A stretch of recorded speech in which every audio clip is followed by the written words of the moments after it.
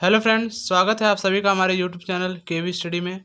आज की इस वीडियो में मैं आप लोग को क्लास 12 केमिस्ट्री का मोस्ट इम्पॉर्टेंस नियम बताऊंगा, जो आपकी बोर्ड परीक्षा के लिए वेरी वेरी इंपॉर्टेंस है।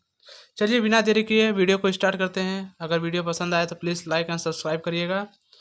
आज मैं आप लोग को 4 मोस्ट इम्पॉर्टेंस नियम बताऊँगा, जो कि पहला हमारा है हेनरी का नियम, और सेकेंड जो रहेगा वो राउल्ट का नियम रहेगा, और थर्ड कोलराउस का नियम रहेगा, और फोर्थ फैराडे का नियम रहेगा। ठीक है, ये 4 नियम आज मैं आप लोग को बताऊंगा और उसको सीमाएं और उसका अनुप्रयोग बताऊंगा।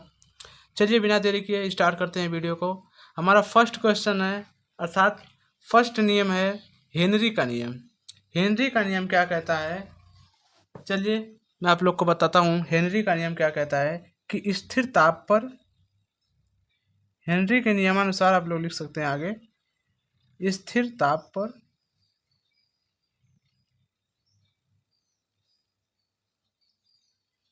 किसी गैस की,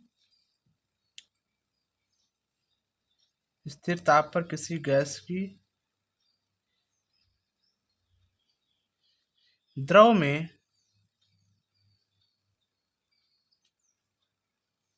विलेयता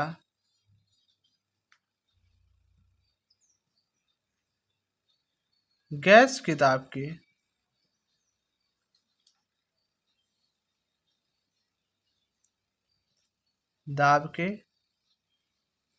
समानुपाती होता है।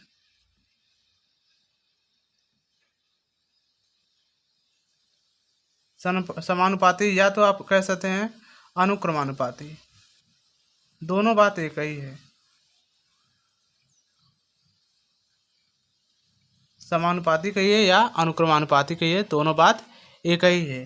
अनुक्रमानुपाती या समानुपाती होता है। ठीक है, फिर से पढ़िए क्वेश्चन को कि हेनरी का नियम क्या कहता है कि स्थिर ताप पर किसी गैस की द्रव में विलेयता गैस के दाब के समानुपाती या अनुक्रमानुपाती होता है।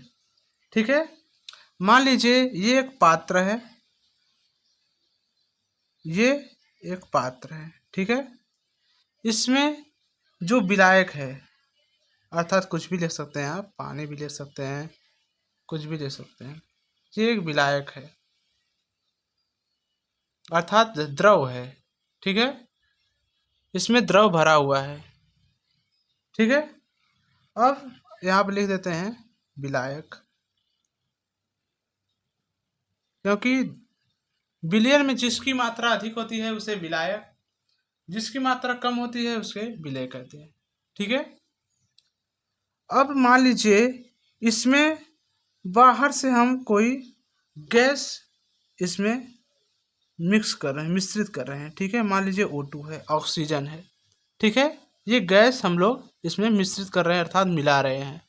ठीक है, अब इसका जो लिखा है स्थिर ताप पर, और इसका जो टेम्परेचर है अर्थात T है, वो स्थिर है, अर्थात कांस्टेंट आप लिख सकते हैं।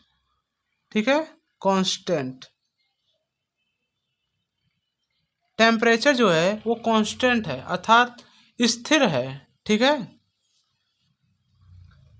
फिर से क्वेश्चन को पढ़ते हैं कि स्थिर ताप पर किसी गैस की द्रव में विलेयता गैस के दाब के समानुपाती होता है। अर्थात ये एक पात्र है, इसमें विलायक उपस्थित है, अर्थात द्रव कोई उपस्थित है, और इसमें एक गैस हम लोग मिश्रित कर रहे हैं। ठीक है, वो जो गैस है वो ऑक्सीजन है, अर्थात O2 है, और इसका जो टेम्परेचर है वो कांस्टेंट है, अर्थात T जो है वो कांस्टेंट है।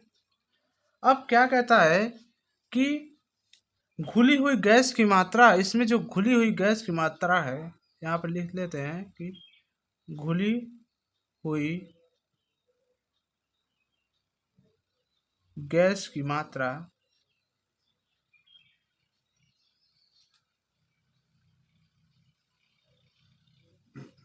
समानुपाते गैस का दाब,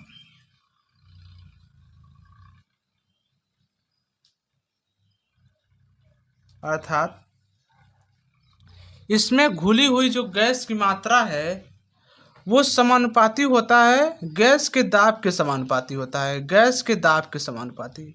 अर्थात घुली हुई मात्रा जो है उसको हम यम से डिनोट करते हैं, यम समानुपाती पी, अर्थात प्रेशर अर्थात दाब। ठीक है, ये हेनरी का नियम है। इसमें हम जितना प्रेशर बढ़ाएंगे अर्थात दाब बढ़ाएंगे उतना ही ये ऑक्सीजन इसमें घुलेगा, अर्थात उतना ही ऑक्सीजन इसमें मिश्रित होगा। ठीक है, जितना दाब कम करेंगे उतना गैस कम घुलेगी। तो घुली हुई गैस की मात्रा समानुपाती या अनुक्रमानुपाती गैस का दाब, अर्थात घुली हुई गैस की मात्रा को एम से डिनोट करते हैं, और जो समानुपाती का चिन्ह है वो समानुपाती, और ये पी अर्थात प्रेशर अर्थात दाब है। ठीक है, अब एम बराबर हो जाएगा, जब ये अनुक्रम समानुपाती का चिन्ह हटता है ये, तो ये कांस्टेंट लगता है। जो कांस्टेंट लगता है वो के एच लगता है, अर्थात के एच जो है वो हेनरी नियतांक है। एक कांस्टेंट होता है, एक नियतांक होता है, और ये पी अपने स्थान पर रहेगा। ठीक है, एम बराबर के एच इंटू पी लिख देते हैं, जहां वेयर मतलब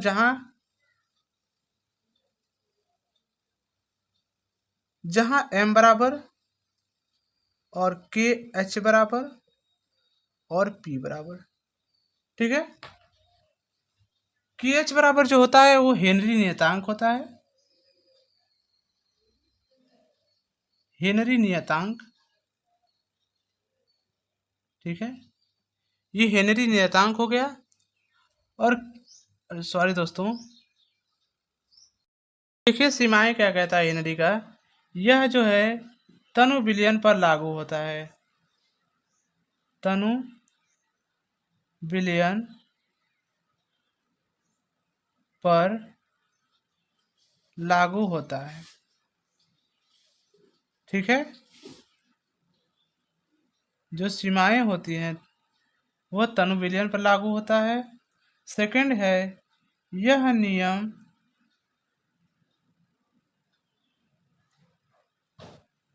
उन गैसों पर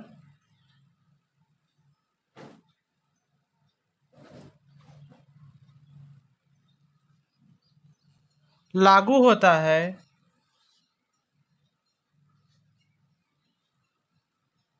उन गैसों पर लागू होता है जो विलायक से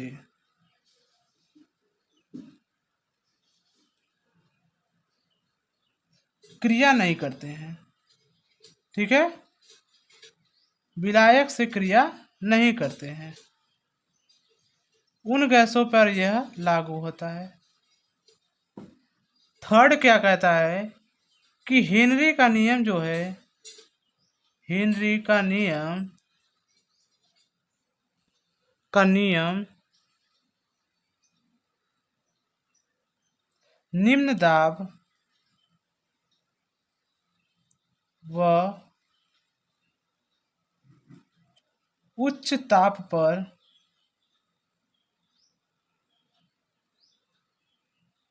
कार्य करता है।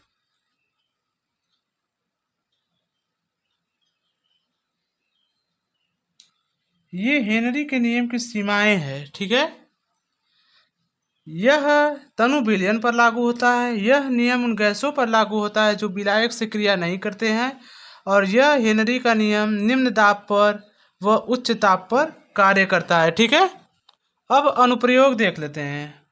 अनुप्रयोग मोस्ट इम्पॉर्टेंट है, आप लोग इसको जरूर तैयार कर लीजिएगा, क्योंकि अनुप्रयोग ही ढेर पूछा जाता है बोर्ड एग्जाम में। ठीक है, तो आप लोग अनुप्रयोग जरूर तैयार कर लीजिएगा। ठीक है, अनुप्रयोग क्या है कि गोताखोर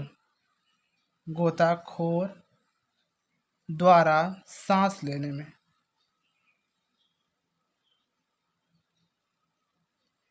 गोताखोर द्वारा सांस लेने में इसका उपयोग किया जाता है। First point. सेकंड पॉइंट है कि शीतल पेय पदार्थ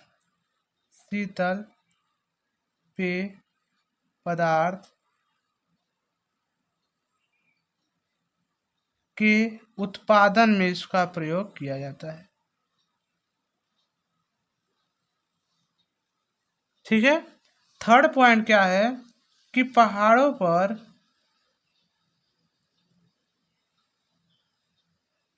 पर्वतारोही जो होते हैं द्वारा सांस लेने में,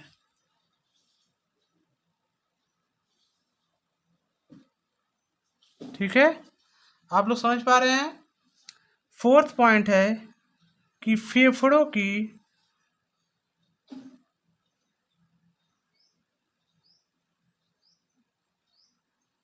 क्रियाविधि में,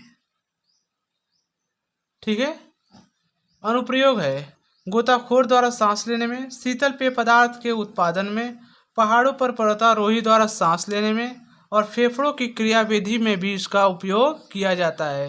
ये इसका अनुप्रयोग था। अनुप्रयोग अधिकांशतः पूछा जाता है बोर्ड एग्जाम में, तो आप लोग इसको जरूर तैयार कर लीजिएगा। और हेनरी का नियम जो है मोस्ट इम्पॉर्टेंट है, तो आप लोग इसको पूरा ही तैयार कर लीजिएगा। हेनरी का नियम, सीमाएं और इसका अनुप्रयोग, ये तीनों चीज़ आप लोग तैयार कर लीजिएगा। ठीक है, चलिए अब देखते हैं राउल्ट का नियम और उसकी सीमाएं देखेंगे। राउल्ट का नियम क्या कहता है कि किसी विलायक में जब हम किसी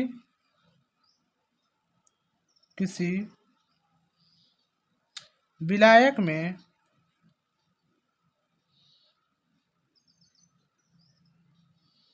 कोई अवाष्पशील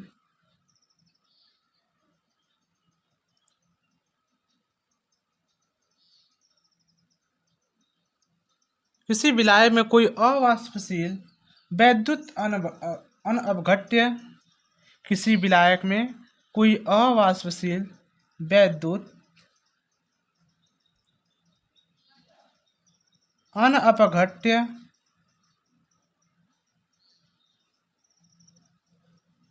अनअपघट्य पदार्थ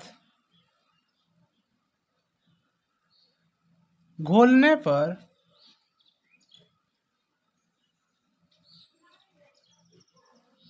विलयन के वाष्प दाब का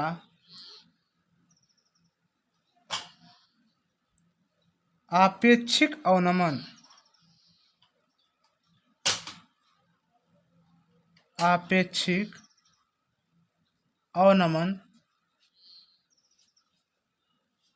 विलेय के मोल प्रभाज के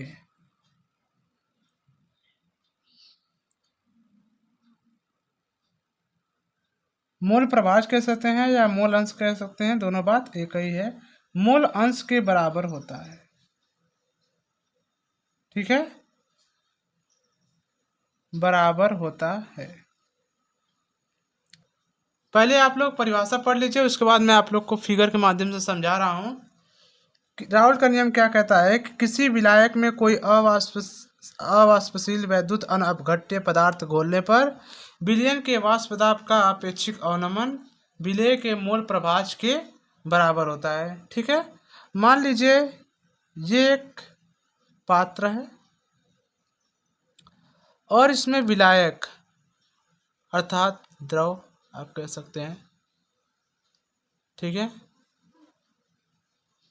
भरा हुआ है, जिसको हम विलायक कह सकते हैं। ठीक है, ये विलायक है और इस विलायक में वैद्युत अनअपघट्य मिलाया हुआ है, वैद्युत अनअपघट्य।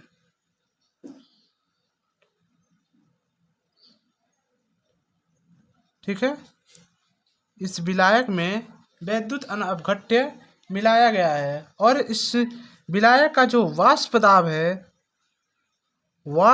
है, इस विलायक का वाष्प दाब का आपेक्षिक जो अवनमन है, आपेक्षिक अवनमन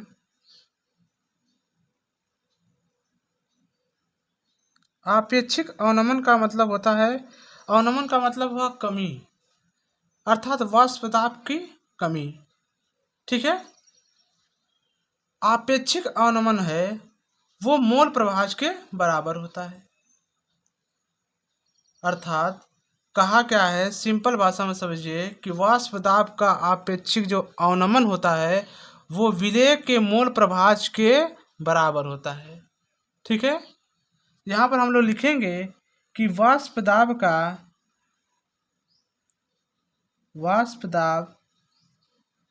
आपेक्षिक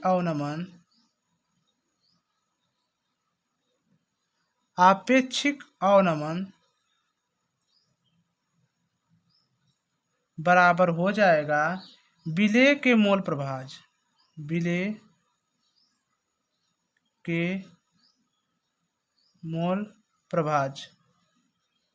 के बराबर हो जाएगा। ठीक है। समझ पा रहे हैं आप लोग कि वाष्प दाब का जो आपेक्षिक अवनमन होगा वो विलेय के मोल प्रभाज के बराबर होगा।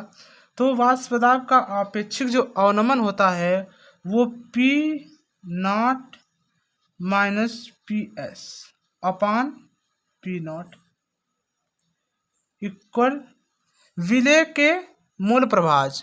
विलेय के मोल का प्रभाज का जो फॉर्मूला होता है वह n upon n plus n, अर्थात विलेय के मोल की संख्या और विलेय के कुल मोलों की संख्या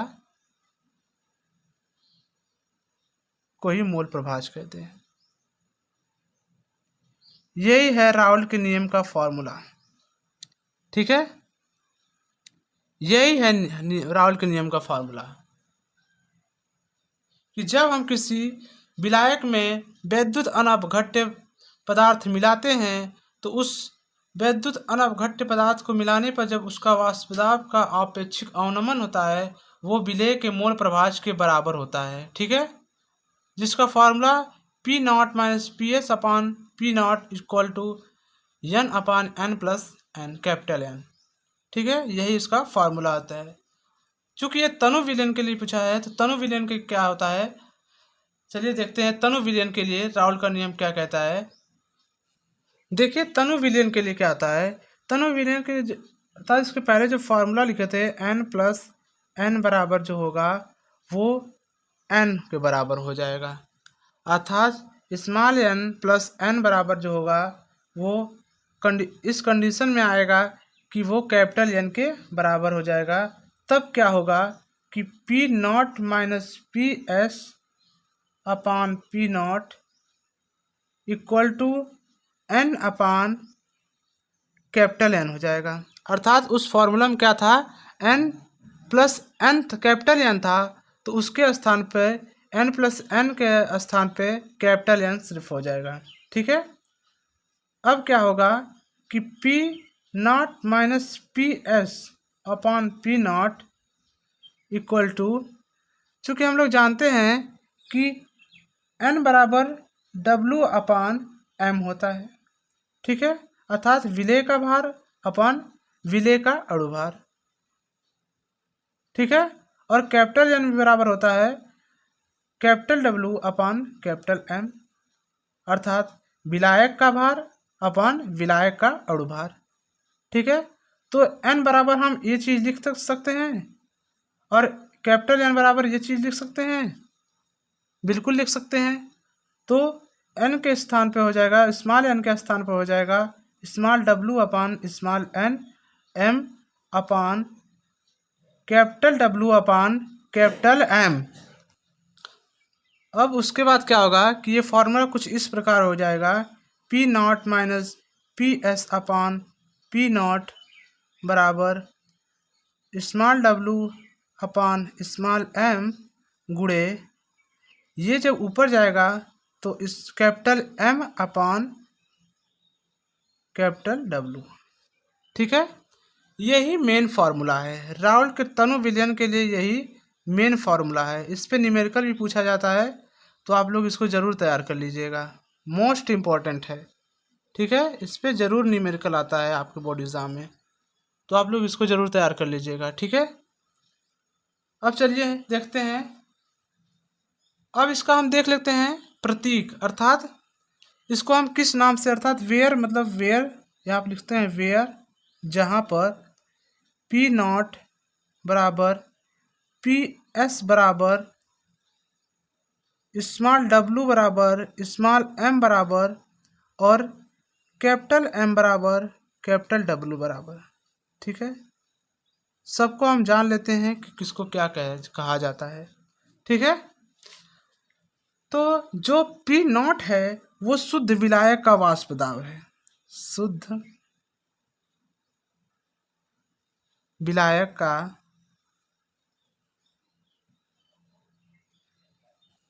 का वाष्प दाब। ठीक है, ये शुद्ध विलायक का वाष्प दाब है। ठीक है, अब देखते हैं पी एस का क्या होता है। ये विलयन का वाष्प दाब होता है। ये विलयन का वाष्प दाब है। ठीक है, एस पर सॉल्यूशन अर्थात विलयन का वाष्प दाब, और स्मॉल डब्ल्यू जो है वो विलेय का भार है। विलेय का भार, और ये विलेय का अणुभार है। ठीक है, इस पे न्यूमेरिकल हर साल बोर्ड एग्जाम में आप पूछा जाता है, तो इसको जरूर तैयार कर लीजिएगा। और कैपिटल एम जो है वो विलायक का अणुभार है।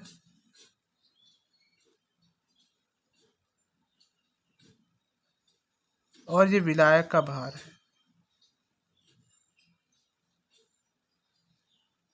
ठीक है, इसको आप लोग जरूर तैयार कर लीजिएगा, मोस्ट इम्पोर्टेंट है ये। हर साल बोर्ड एग्जाम में इस पे न्यूमेरिकल पूछा जाता है। अब चलिए देख लेते हैं राउल के नियम की सीमाएं क्या है। राउल ने क्या सीमाएं दी थी, चलिए देखते हैं। राउल के नियम की सीमाएं क्या कहती है कि ये तनु विलयन पर लागू होता है। तनु विलयन पर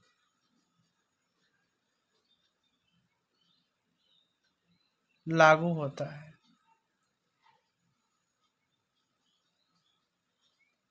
पहला पॉइंट है कि यह तनु विलयन पर लागू होता है। सेकंड पॉइंट है कि यह वैद्युत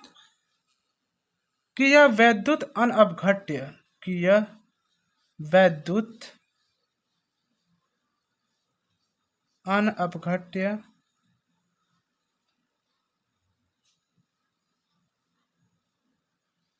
पदार्थ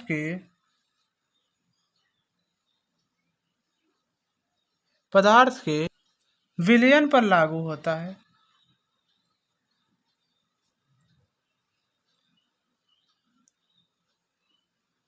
ठीक है, लागू होता है।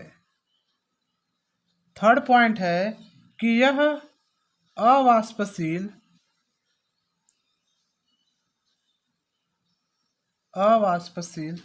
पदार्थ पर लागू होता है।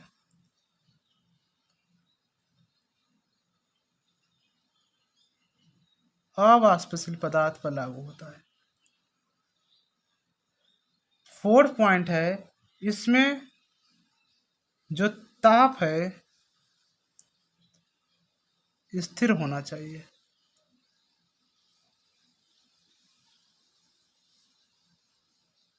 अच्छा, अर्थात जो टेम्परेचर है वो स्थिर होना चाहिए। ठीक है, ये राउल का नियम है अर्थात सीमाएं हैं।